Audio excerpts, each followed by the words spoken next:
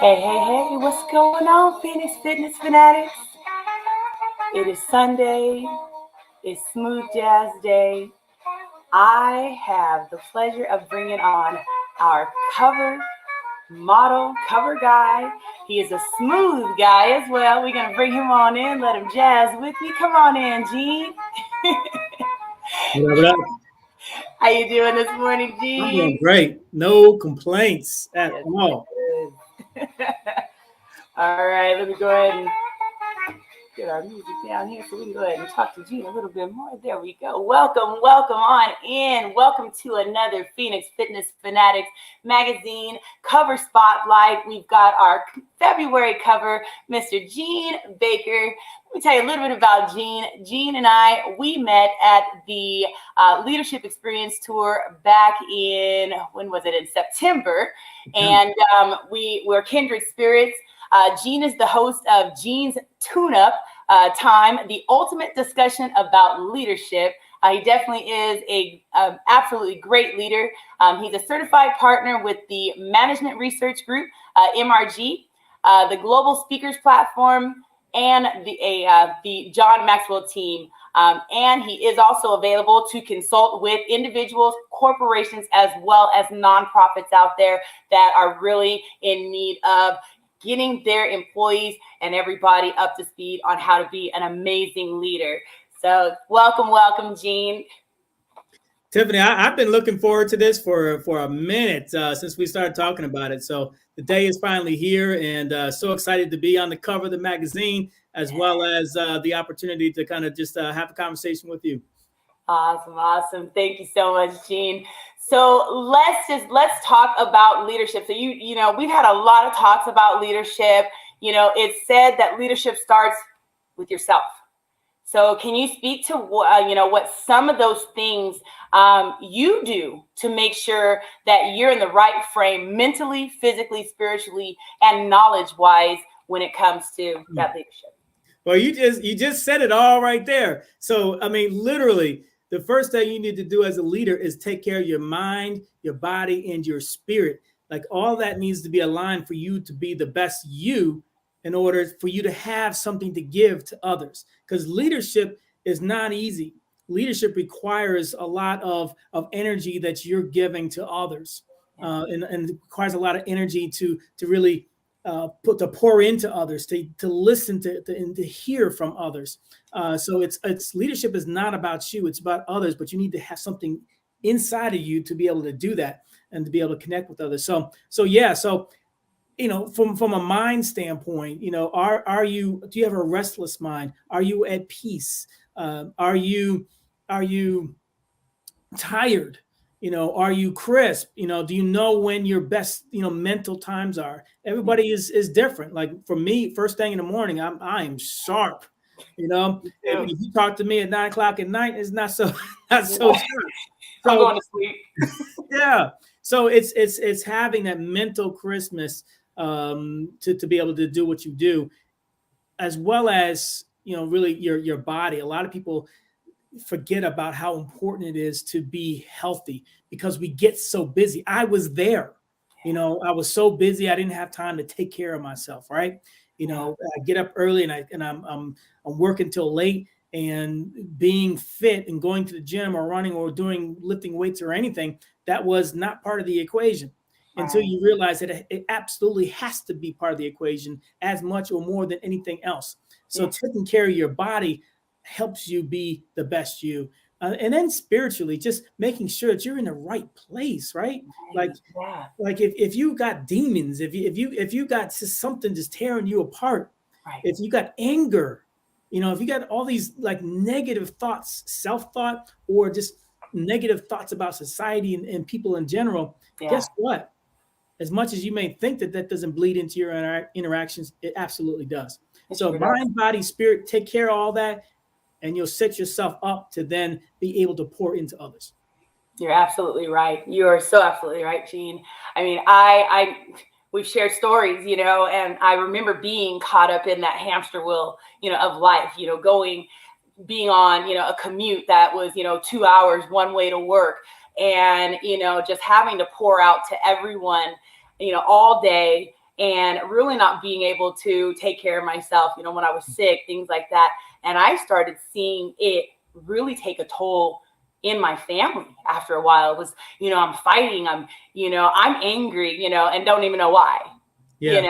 And those are the little key things that we have to really tap into, when we're just living. It's like, take a minute just to be still and see what's going on with you. Because I'm going to tell you, if there's some negativity going on inside, it's going to be all over the outside as well. You're absolutely right. You have to be right, with all those, physically, mentally, spiritually, like you said, so. I mean, we go hard. Yeah. We go hard. We work hard, but we got to play hard too. Yeah. We have to balance that. Now, that's that whole thing about, work-life balance. It's never really a balance, but right. you have to find times and moments where you could take a step back, take a breath, appreciate where you are in your space, to evaluate where you are in life and in your position that you're in. You have to take those moments. Some call it vacation, and that's important too. But just in your daily activity, I don't care if it's a half hour in the morning or at night. Just take some time, read a book, just do nothing, listen to some music, go to the gym, sit in the hot tub, whatever it's got to be. Yeah. Program that in. It's so critically important. Yeah. Put it on the schedule every day. Yeah. So you do a lot with diabetes education. Where does that come from, and why do you think diabetes is so prevalent? Yeah, so I've worked in healthcare industry since '97. I've worked in pharmaceuticals and from one organization to another, and have worked with many disease states. So I've been in hospitals, I've been in specialist office, I've been in primary care offices, and I see all the sickness. And it's just like you get this feeling we're just sheep, just being pushed closer and closer off the cliff. Yeah. Because we're so busy in our lives, and we're not seeing what's in front of us, like what's clouding, what's poisoning our bodies and leading us to the doctor's offices, into the cancer, into all the things that are happening to us. So, including myself. So I found myself back in like 2000. I was promoted, and I was a national sales trainer for an organization, and working like crazy hours. I get to the office at 6:30 in the morning, and oftentimes I'm not getting home until 11:30 at night. Wow. And that was a badge of honor, like crazy, right? Yeah. But I'm working all these hours, so certainly I was not working out, and I was eating break food, training food. Oh yeah. I was on reload a lot of that time, so full meals all the time. So I put on I went from 280 to 180 to 230 in like 13 months. And so that's when I started having issues. And then, a few years later, I tried to up my life insurance. And that's when I found out that my diabetes, I didn't even know that I had, was ridiculously high. My sugars were through the roof. My blood pressure was through the roof. My cholesterol was through the roof. I was a walking time bomb, like so many of us are. So here I was active at that time. I was real busy. My kids were young. I was out there doing it. I was living life and not paying attention to the signs and symptoms. I just thought, well, I'm tired. Right. I'm tired. Maybe I have sleep apnea. I'm just tired. I wasn't paying attention to the signs and symptoms. And lo and behold, here I was, ready to have a stroke or a heart attack. So that's how I found out. And consequently, then I started working in the kind of the diabetes field and started learning more and more about this disease state, and learning that it's going to be about 1 in 4 or higher of us are going to have this disease. So if you stretch out your arms, those people closest to you, there's a good chance that 1 or more of them are going to have this disease. They either have pre-diabetes now, or they have diabetes altogether. So it's so prevalent. So I've gone through a major journey, and coming to acceptance of this disease, learning about it, and then learning how to triumph over it. And what it's turned into is an opportunity for me to be as healthy as I've been since college, which is probably, not probably, it has lengthened not only my life, but the quality of my life. Yeah. So I look at it almost as a blessing. Like, don't get it twisted. I don't want diabetes, but the fact that I do have it forced me to make life changes before it was too late and I was ending up in a specialist office or having all these diseases that people are getting. Yeah. So I come from that standpoint of having been through it, having worked in the healthcare field, having promoted a lot of the products that treat diabetes, having spoken to all the healthcare professionals that help care for patients that have it. I'm in the field, right? Yeah. And I'm experiencing it. So I felt, I have something that I can offer people and connect with to say, hey, you know what? You're likely going to have this if you don't already. Let's talk about it, because most people don't know what it is, how to triumph over it, and they're just overwhelmed. Right. Yeah. And you don't want to wait until it's too late. You just, like you said, that the signs were there. Yeah. You were tired, fatigued. I know for myself in my own journey, I was getting, numbness and tingling in my feet at times. Yeah. And that searing pain. Yeah. Right. Yeah. The knives in your back. What is that? Ooh. But you just kind of, you know what? Oh, maybe I stepped wrong, or, something like that. I just kind of pulled something, try to rub it out. And no, it's something serious going on there, you know? So you got to listen to your body. You got to make sure you're getting those checkups in as well. Yeah. I think for myself, if I would not have been getting those annual checkups like I was, I would not have, have known even myself, having, diabetes and for them to say, oh yeah, it's pre-diabetes, but yet your sugar is here and we want to go ahead and put you on medication. No, you just told me I was diabetic, just like a lot of other people. So, you definitely, like you said, it's a blessing, yet it's a curse and a blessing at the same time, because, I'm almost 47 years old and I feel better at 47 than I did at 25. Yeah. Being able to go out and do mud runs and stuff with my son, crawling underneath, You said I'm doing mud runs at 47. Like, who would have thought, right? Right. And I want to continue to do that. I want to be like Ernestine Shepherd, who's in her 80s, that is still working out, right? Isn't she just inspiring? I mean, it's very inspiring, amazing. And she started out in her 50s. Yes. So it's like, you can't tell me that, oh, I'm too old. Oh, no. Age is nothing but a number. You just got to want to do it. We all have. The older we get aches and pains, and the things that we experience as a childhood, they come back to bite us, and so we all have that. Like, I was a middle distance and long distance runner in college. I had like 5%, if that, body fat. I mean, I was in shape.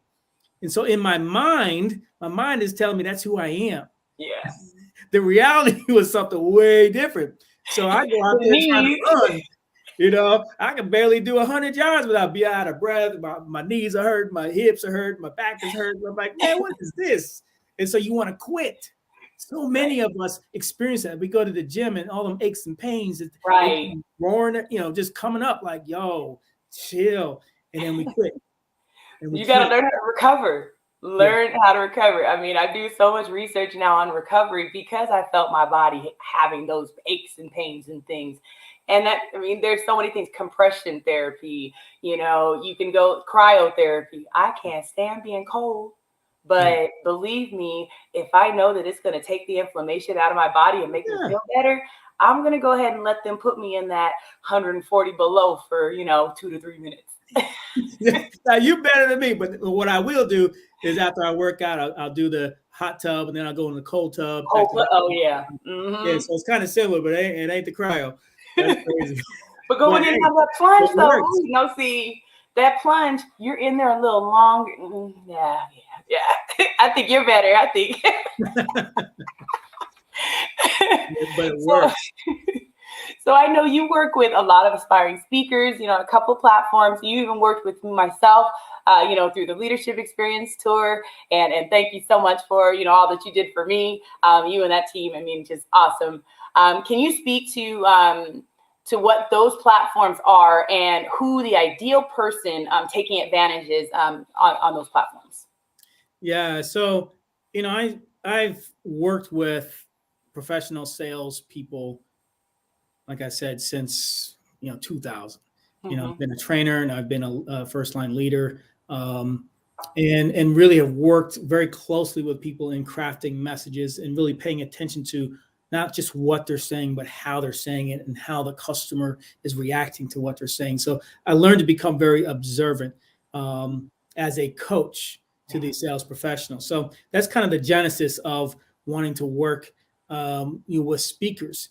After I decided myself that I wanted to be a speaker, and that was really a kind of an evolution of me in my second career path that I'm developing in my consulting.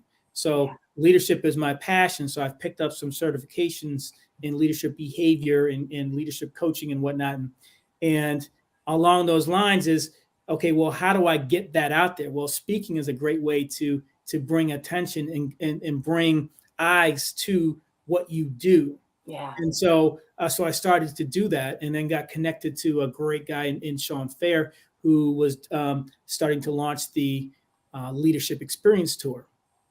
So that's where I met you in the Leadership Experience Tour, working with speakers. And then more recently, I helped a gentleman in England, Unisa Kumara, launch the Global Speakers Platform, which is a similar platform, just over in England, and geared towards people that want that global stage, like literally global. Right. Yeah. And so, who is the ideal candidate? Well, it's anyone that has a message that they want to get out to the world, that you're passionate about, so that maybe you're an author and you want to speak to bring attention to what you're writing about and to your books. Maybe you're an entrepreneur, you have a business that really helps people. Well, speaking is going to bring attention to your business. Yeah. Maybe you're very motivational, and that's your passion, and you want to help people get to where they want to go in life, and you want to help bring the best out of them. Well, that's great. Maybe you've been through some tragedy and just some very hard times, and you have a message of triumphing over that difficult time. Well, people need to hear that. So, or maybe you're like myself, where I speak to corporations, people in that corporate environment. So my message is a little different. I can also do the motivational and the health and that kind of thing, but my main audience is that kind of that corporate audience. So it doesn't matter. You just need to decide, okay, who is my target audience and what's my message? Is it my passion? Is it my book? Is it whatever it is? Your passion is probably tied to that. Your expertise is probably tied to that. And at the end of the day, it's people that want to connect with people around the world and share their experience in a manner that's going to help them. So that's a wide audience. That's a huge audience. And I think speaking to me, it's so liberating, to just get out there and tell your story. It's also very healing, as well. I think when you're able to just, be able to help impact someone else by just sharing where you've been, and just your expertise, right? It's amazing. It's a little scary, isn't it? It's what, honestly, it's very scary. And when I was there, for Let September, that was the first time I had been on a major stage. I had been in HR for many, many years. I had been on, stages talking to people, upwards of maybe 1,000 people. But, when you're talking to employees, basically those employees are sitting here and looking like this at you. Just hurry up and get off the stage. Shut up. Right. And that's kind of what I got used to, was that kind of, okay, is that what I'm going to see when I get on that stage, to just tell my story, right? And it was just amazing to get out there. I used actually EFT tapping, which is emotional freedom techniques. We all have different tapping points, in our bodies. And I was sitting there on the side tapping, and just giving myself these affirmations. Your message is great. everybody's going to get exactly what they need today, and as I'm walking out there, I'm just like, whoa, like my energy was high and I was able to give just that great message. I had some of those people in the audience, like yourself, like, trying to think, okay, where's Sean? Where's, where's Liz? Where's Marie? Just trying to make sure that I was able to see some of my people out there as well. And I think that's the key, when you get out there and you do get on that stage, find those key people that, you can smile at and that just help you to just know, hey, you're doing great. You're doing great. Right. And it's interesting is, one of the things that we think of as an early or beginning speaker is, did I do a good job? But if we're asking ourselves that, and if we continue to ask ourselves that, did I do a good job? We're missing the point. Yeah. The point is not about us. Did somebody in that audience receive the message, and were they blessed or impacted by in a positive way that message? And if you can see that, if you get that positive affirmation, people come up to you and say, man, you really touched me, or you really reached me, or you really helped, or hey, can I get your book, or whatever? Then okay, I made a difference. Not that I did a good job. If you made a difference, you did a good job. That's right. So yeah, it's enjoyable. I really there's a market out there. I think we blazed the trail. So you're seeing others kind of go out there, but people have to understand that speaking is not easy. There's a craft to it, and it takes a lot of work. Before this interview, I was working on my speech that I'll be giving next weekend. Nice. So even though you're speaking 8 to 10 minutes on that platform, each one of those minutes, you are probably spending an hour or 2 minutes or 2 hours for every minute of content, and for every sentence that I'm crafting. So you really want to think about what you're saying and your facial expressions, your body expressions, because very little of what you say actually makes a difference. It's the experience that you create that the audience remembers, and how it sticks in there. I can rattle off a whole list of facts and figures and knowledge and feel like, oh, I'm teaching you something. Right. Like, whatever, bro. And because you're not connecting. That's right. And so you got to connect, and so all the additional, the extras, is what is going to make that experience for them. Very little of what you say is actually important. Yeah. It's definitely the way you make them feel. That's for sure. Yeah. So now I know that you're certified in a number of leadership assessments. Can you explain what they are and why someone or a company would want to use those types of certifications? Yeah. So I don't know, about 5 years or so ago, I said, you know what, I'm going to really start to invest in preparing myself for my life after corporate world. Yeah. And so I started, talking with consultants, talking with HR people as to, okay, what certifications do I need to have to kind of be an expert in this field? I have 20 years of leadership experience. That's my base. So I understand leadership from my personal experiences, but there's a way in which individuals and corporations can really hone in on specific leadership behaviors that they believe are important for their organization and for their leadership team. Or they can say, in general, all these leader behaviors are important, but most likely it's they can identify, well, these leader behaviors are important to us. Okay, well, once you do that, it's like, well, how do you know, if your leadership is behaving in a way that is demonstrating those leadership behaviors? So the assessments that I have become certified in, one is the LEA, Leadership Effectiveness Analysis 360. And it really dives deep into, like a number, 20 plus, leader behaviors that are critical for effective leadership.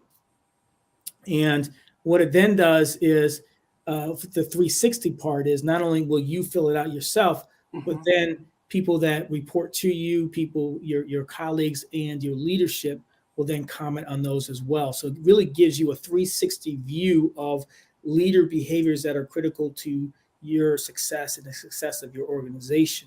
Okay. And they can then find out, okay, how did you score with other leaders in our organization, and then versus maybe leaders in that industry in the United States or Europe or wherever you are, so you can kind of compare to like-minded or like type of individuals. So it really gives you great data to say this is where we stand, and which then allows you to put together specific programs or specific development plans to help your leaders improve in areas. So it's not a gotcha. It's to say this is where we are, and this is where I want to be, or I'm trying to develop to. So that's where the assessments come in. The DISC is another assessment it's not as involved, but a lot of corporations like it because it's easier to interpret and use, and it really helps with teams and individuals, communicating with each other and understanding their communication styles. So from a leadership standpoint, when we say leadership is about influence, and in order to influence, you need to connect. Well, part of that connection is understanding how the person I'm communicating with likes to be communicated with. Right. I'm one way, you're another way. If we never come to somewhere in the middle, then we're just talking at each other, but never really connecting. Right. So the DISC is a nice tool to be able to help individuals understand that, as well as teams that may be having some issues in communication, to say, oh, well, this is why, or this is why this leader is not really connecting with their team. Well, this is why. Maybe they're being too directive, or maybe they're just not being enough, directive. So there's different things that will come up utilizing that tool. So and then there's another one I use, the IDI, Individual Directions Inventory, and that's from the Management Research Group. That's really helpful for leaders that are being developed to senior positions, or people that are looking to be developed or be promoted, and so they're considering a leader for that position, but they're not sure if they're the right fit or match. So the Individual Directions Inventory will look at where you get your energy from.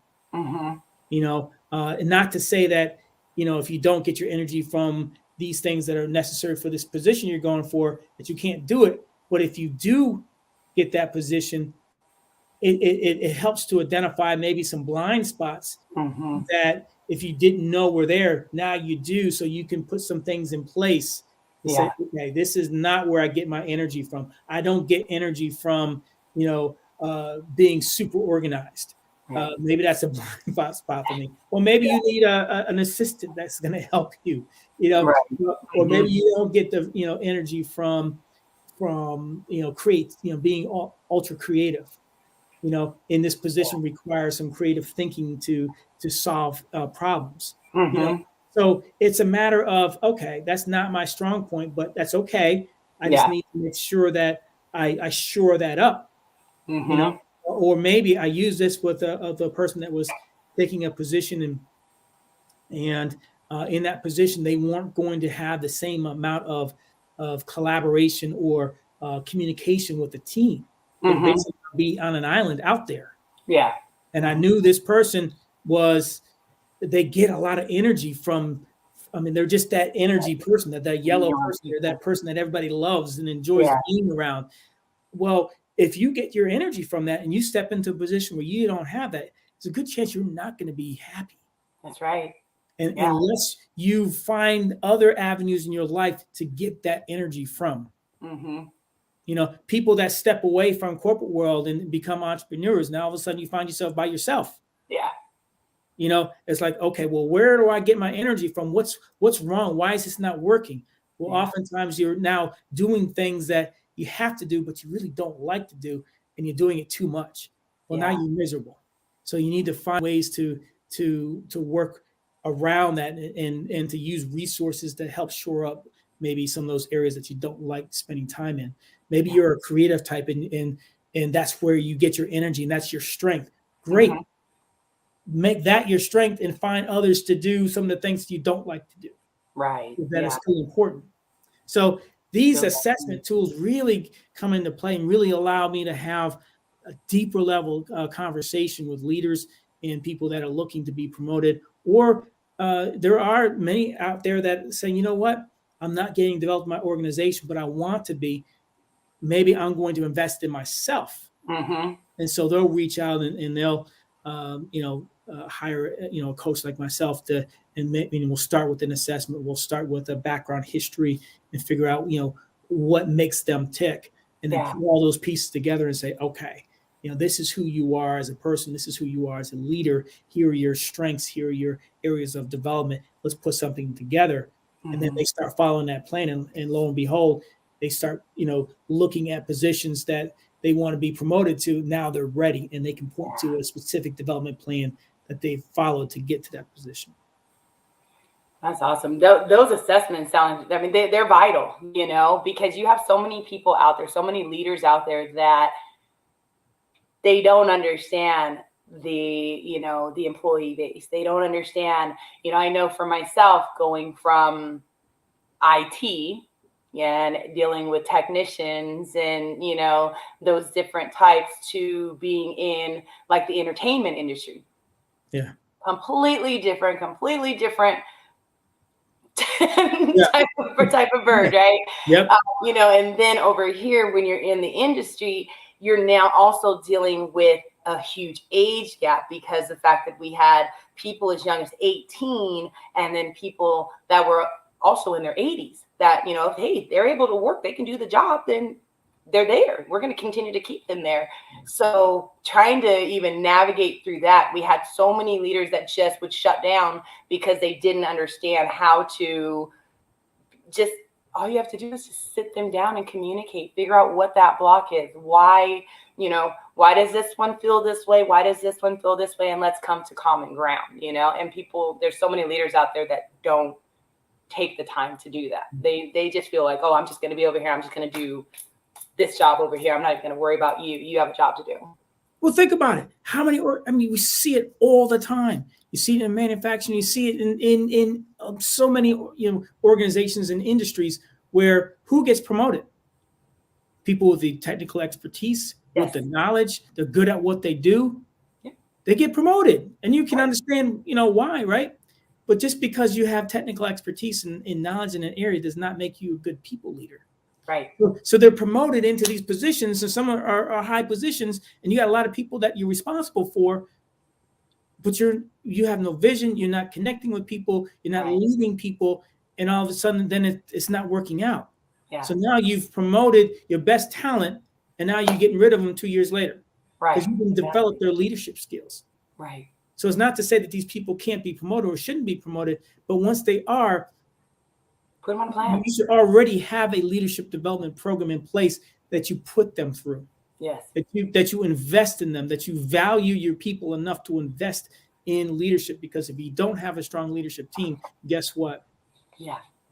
You're not going to have a team, period. You're not going to have a team, period. Because you'll have a cap on your growth as an organization because your leaders have a cap. Exactly. Yeah.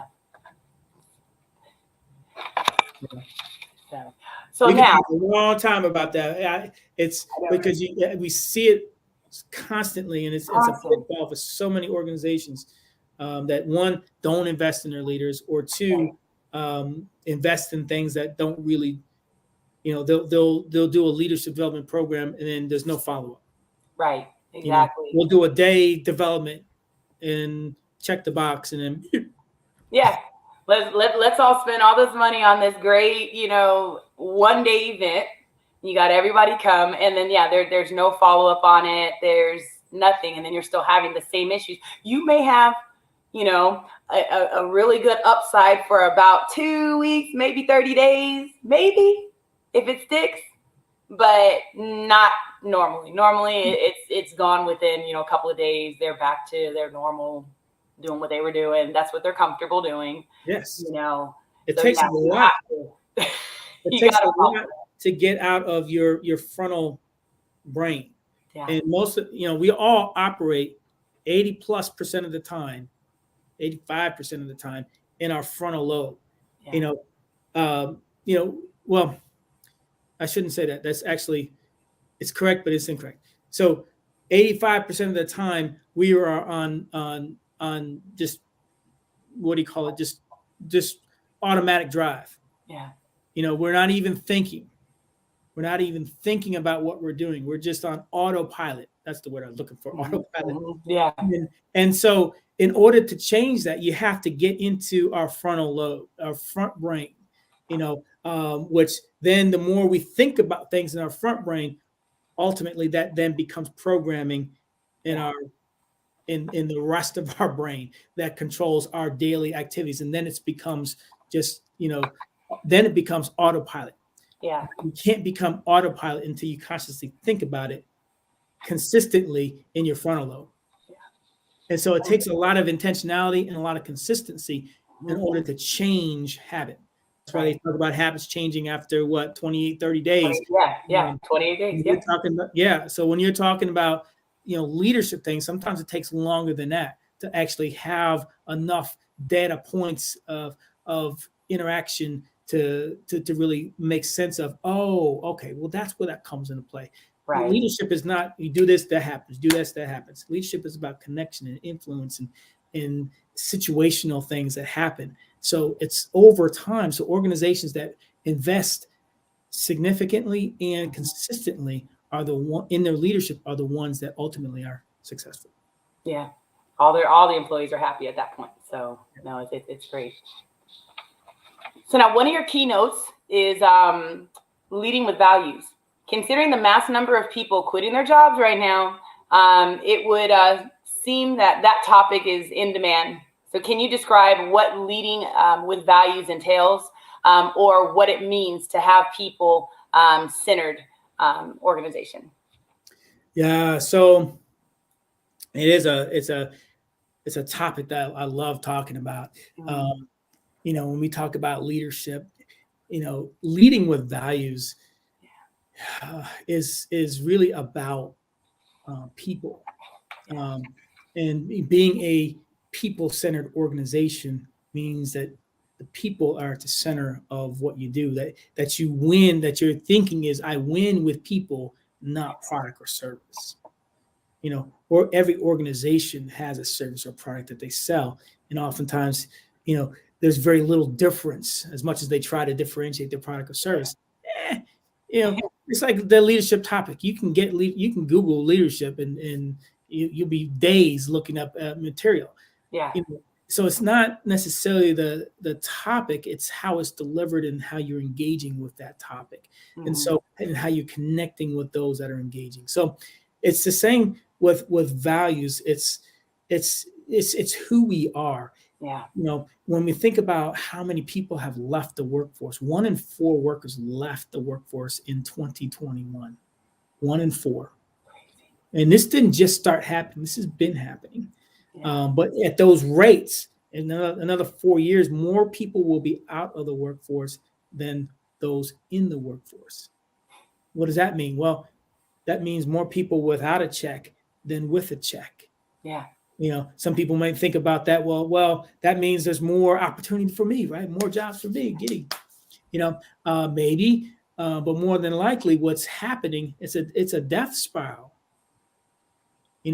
Less people with checks means less people buying services and products, means less jobs, means less corporations. It's a problem. And so on top of that, we also have a situation in our country where our demographics have been and continue to change. Did you know that by 2045, we will be a majority minority country? Wow. By 2045. So corporations, need to reflect even more, the diverse customer base and employee base that they serve. And so, employees are looking for organizations that reflect them. I call it that raise them, that reflect them, that respect them, that appreciate them, that include them, and that seek their input. And so all the way through senior leadership, organizations should have people that look like the diverse customer base and employee base that they have. So, so that's one aspect of it. But when I speak of values, the first value I always talk about is valuing people. Yeah. And that's what the whole premise of winning with people, right? Yeah. And investing, like we've been talking about, companies investing in their leadership. Invest in your people. If you want people to feel valued, invest in them. In their development, give them development tracks, things to do, and have conversations consistently with them on their individual development plans. That says a lot to an employee. It does. That you care, that you're investing in them, you're spending resources and time with them. Yeah. I remember, and I speak to situations where, like, for example, one where I had been laid off through a mass merger and mass layoff. I was off for 6 months and was fortunate enough to be hired with this large pharmaceutical organization managing a team in Michigan. And so, it's like, thank you, Lord, but then you turn around and say, well, careful what you're, what you ask for, because oftentimes you can get, hired into a position where the manager has been promoted. Mm-hmm. So you're taking over a great performing team. I've been in that situation. That's great. Yeah. No, this district was carved out. This was a brand new district that they created just for me to hire me on. But they didn't give me great performing territories. The best one was like bottom 58 percentile, and the worst one was bottom 98 percentile in the country. So, careful what you ask for. So what do? You go in and you clean house. Say, nah, we ain't having this. I'm big bad Gene. I'm a high performer. Like, I can't be having this. No. But you go in, when you value people, you go in with the mindset of, hey, I believe in greatness in each of them, and it's my job as a leader is to help bring out whatever greatness that is individual to you. That's right. For you to find your greatness. And that requires me to listen, to observe, to give honest, open feedback, and to have a two-way conversation with you and to seek your input. Like, what's been going on in your business? Talk to me. Why hasn't it been successful? And what I started finding out was, well, hey, I said this to the last manager and the manager before that, but no one believed me. They just went with the company line. Well, you got to do this, got to do this. Right. But when you really listen, you say, oh, well, you know what? That does make sense. Well, yeah, that is pretty hard. Right. So, well, I don't have any answers for that. Let's find opportunities that might be smaller that you can be successful at, where your particular talents can be leveraged. Yeah. But guess what happened? In a year, that district was number 4 in the country. Wow. So when you value people, when you come at them from, hey, you're a person, you have lives, you're human. Right. You're not just an employee. You're not just an employee. Right. You're a dynamic person that I want to get to know, that I respect, that I want to connect with, and I'm going to expose myself and be a human to you, and be vulnerable to you as well. When you do that as a leader and you connect with your people, all of a sudden the walls come down, the communication goes up, the collaboration goes up, the creativity happens, and productivity explodes. That's right. Yeah. So there's valuing people. There's having a growth mindset is another one I speak to all the time. That's really an expectation that we are continuously learning. And I learned that early on in my pharmaceutical career. I started and I had no sales experience. I was hired into the pharmaceutical industry. I had no science background, so I was I was wet behind the ears, brand new into a highly experienced, talented team. Mm-hmm. So how did in 1 year I become a district trainer, and in 2 years a national sales trainer? Yeah, great leadership. Great leadership in a mindset of growth. Yeah. So every day I spent an hour in the morning, early in the morning, studying science, studies. That's right. and then not just studying them, but then go out and use them. Mm-hmm. So it's studying that content and then going out and using it. Well, guess what? That hour, 2 hours, 3 hours, 7 hours, 14, 21, all of a sudden your knowledge base explodes and your talent using that knowledge base explodes. And so you just have this, you develop a growth mentality. I always want to learn. I want to learn more. And so if you have that, no matter where you are today, doesn't matter where you are today in your skill set, your knowledge base, it doesn't matter. Right. What matters is you recognize where you are and you put a plan to say, you know what, I'm going to grow little by little every day. And that growth compounds. Guess what? When your leaders have that growth mindset and they're growing, guess what? Their teams have that growth mindset and they grow. Then your whole organization grows. As an organization, if your leaders don't have that growth mindset and they have a lid over their growth, their teams will have a lid. And guess what? Your competition will ultimately pass you. Yeah, that's right. So we speak to these values. There's actually 10 of them that I speak to, but we don't nearly have enough time to go through them all. But it's these people, these things that we can connect with that are so important as a leader, that put people at the forefront of what we do and allow us to connect closer and communicate better and collaborate better and to create spaces where our creativity flourishes. So that's leading with values. Being a people-centered organization is putting the people in the center of what you do. There's a consulting group out there called Cecil Purr, and they talk about the 5 P's of a people-centered organization. And it starts with passion. Yeah. Passion about things. Well, passion is, if you have a passionate team about what they're doing and the culture that they have, guess what? Customers align with that passion. It's easily identifiable. So it's passion, purpose. Are you aligned to a common purpose? When you have that, people connect with that. We got, if you've been on a sports team or a music, orchestra or something, and there's a common purpose. Yeah. And everyone is aligned to that. Things happen. So passion, purpose. Are you principled? You have principles that you adhere to, that you align to, that everyone believes in and follows. Do you have a potential? Does everyone have potential? Going back to the greatness that exists in all of us. Yeah. And we all have potential, and are we doing something to develop that potential and make that potential reality? And lastly is people. Are we recognizing that we're all humans? We make mistakes. Right. That we have lives, that sometimes life gets in the way. That's okay.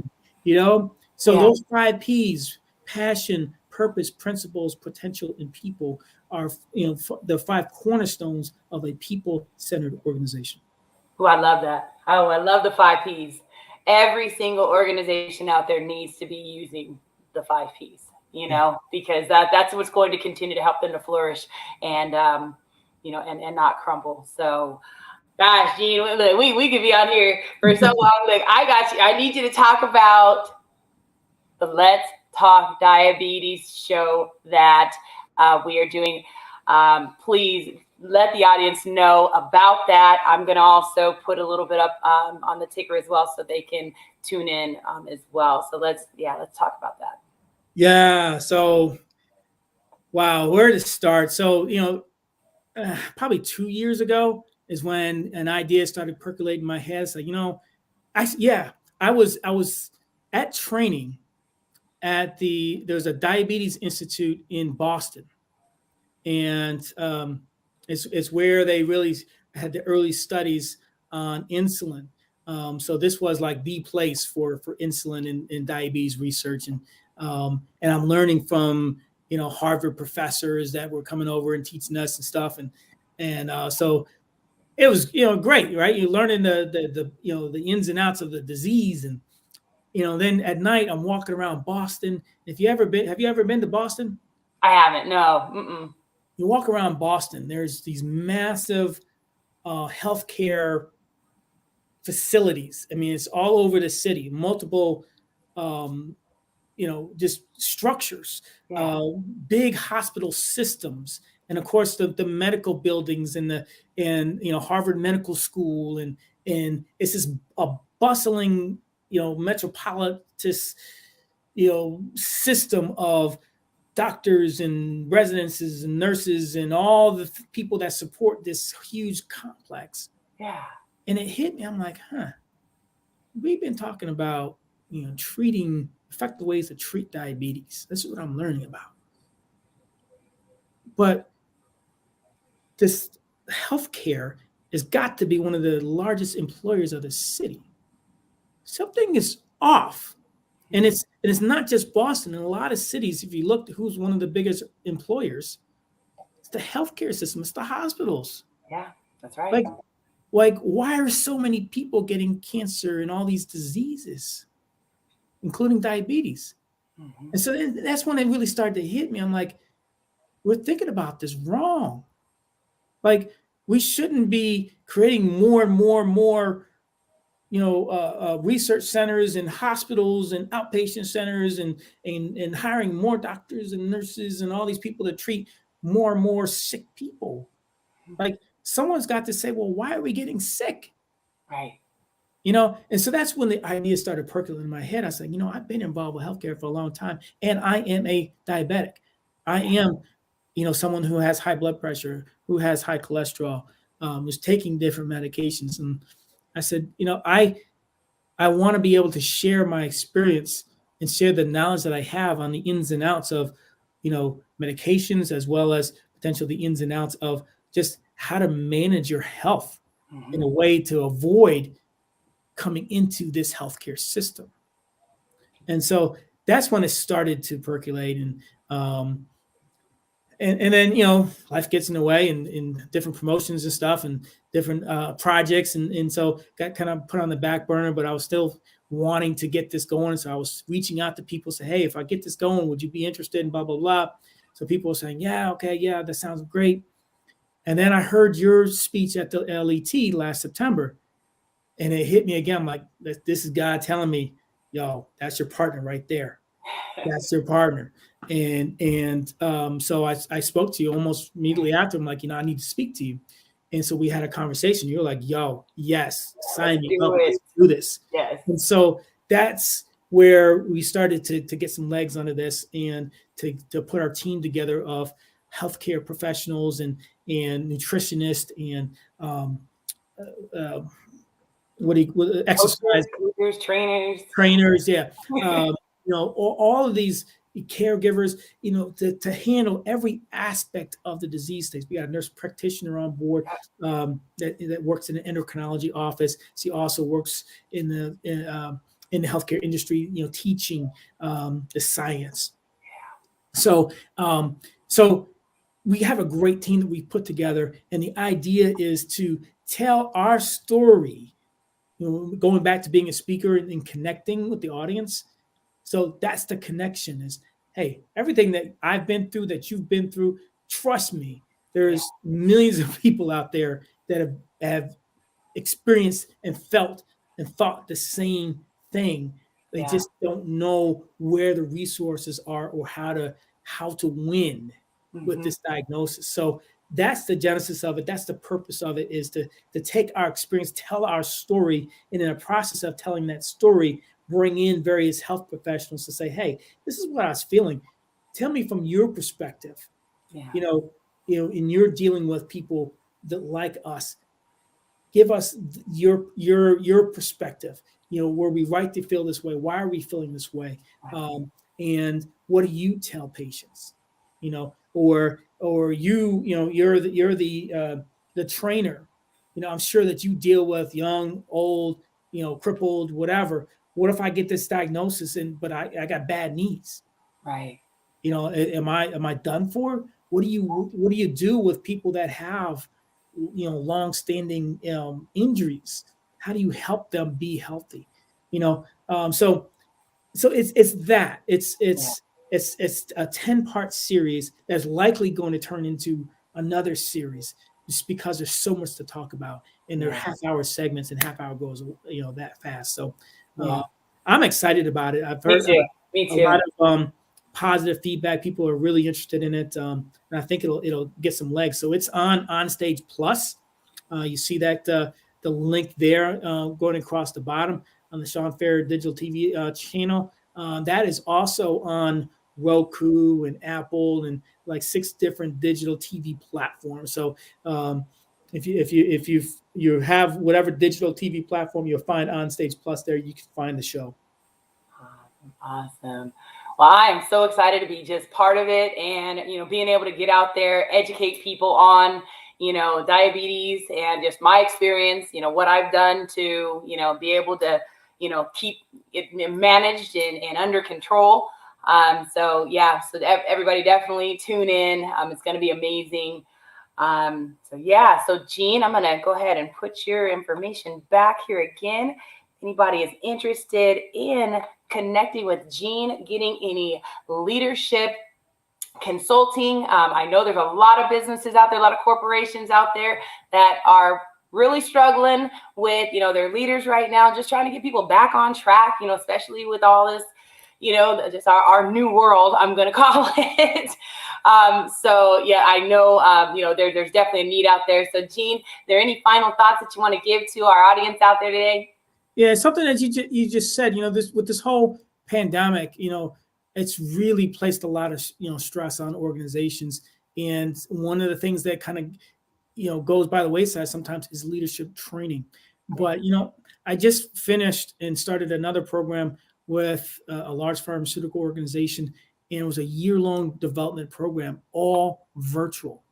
Wow. All virtual. So all these high-performing, high potential up and coming leaders were a part of this, and about over 80%, about 85% are already have been promoted after going through the program. So there's no excuse.